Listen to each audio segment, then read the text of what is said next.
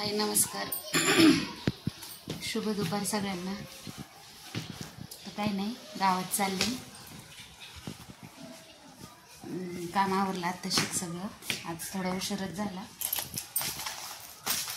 चालले गावात पूजेचं सामान आणायला.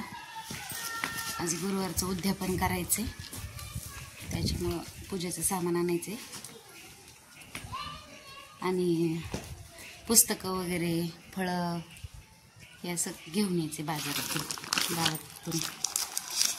आणि संध्याकाळी गुरुवारची पूजा पण नाही मांडली अजून. पूजाला थोडं उशीर केला. सगळं आवरून घेतलं आधी. म्हटलं आल्यावर पूजा मांडावी. मग चालले आता गावात. येते गावातून बाजार बिजार घेऊन. आले मी गावातून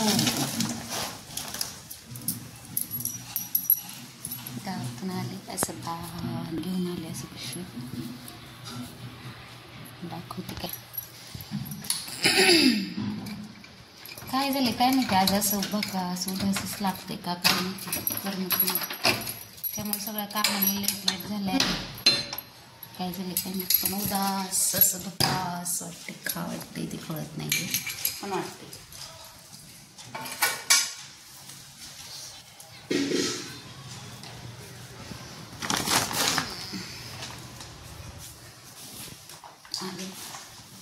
देव वगैरे घासून देव वगैरे घासून सगळं आवरून देवपूजा म्हणजे सगळं केलते. देव घासून बिसून वस्त्र अंतरून सगळं करून गेलते. फक्त आता मांडून फुलं बिलं नव्हते. म्हटलं दोन्ही एकत्रच मांडावे म्हणून आज थोडं उशीर केला. सगळं देवघर वगैरे स्वच्छ करून घेतलं. असं छान सगळं पुसून झटकून. तसं स्वच्छच असतं माझं, पण तरी पण असं छान सगळं घर आवरून झाले मस्तपैकी. असं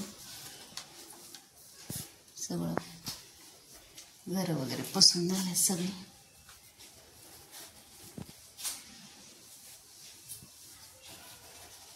सगळं आवरून छानपैकी झालेलं आहे. तर माझी पूजा फक्त एवढ्यासाठी राहिली होती. आत्या असतात ना, मग आत्या दर गुरुवारी रानातून फळं वगैरे घेऊन येतात.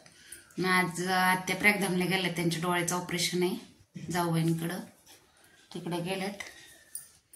तर पूजा राहिली होती. म्हटलं फळं बिळं नाही येत, मग कसं अर्धवट पूजा मांडायची ना, म्हणून मग हे असले फुलं आणले, पुस्तकं आणली, केळी आणली. आणि मेन म्हणजे रांगोळी संपली होती माझी. रोज पांढरी रांगोळी लागते मला दारात काढाय. ती संपली होती, ती घेऊन आले. एवढीशीच फळं 50 रुपयाची फळं आणि 4 फुलं आहेत त्याच्यात. आणि ही सेपरेट 30 रुपयाची फुलं. बघा कसं आहे महाग. पण मला ही फुलं लय आवडतात. हे खूप ताजी राहतात. शेवंतीची फुलं अशी. हे पण ताजी नाही आहेत हा, कालची असते ही फुलं. तरी पण एवढी महाग दिलेत. आता सणवारी म्हटल्यावर काही म्हणता येत नाही. आणि हे 5 कुवारिकांना पुस्तकं वाटायची म्हणून ही पुस्तकं आणली. तर काही नाही, चला मग आता पूजा करते. झाली देवपूजा आता छानपैकी मस्त अशी दाखवते तुम्हाला.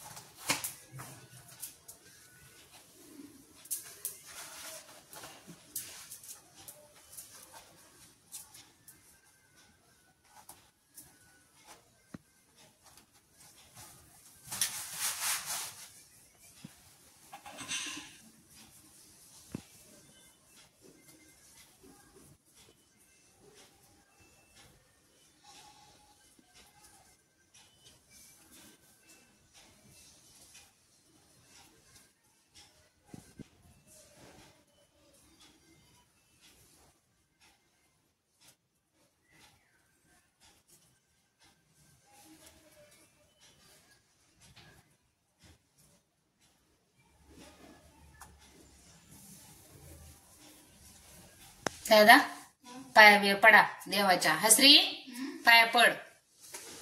जय बी करा छानपैकी. पोरं आले शाळेत, त्यांना करायचे खायला. चपात्या राहिल्यात गरम गरम करून पोरांना.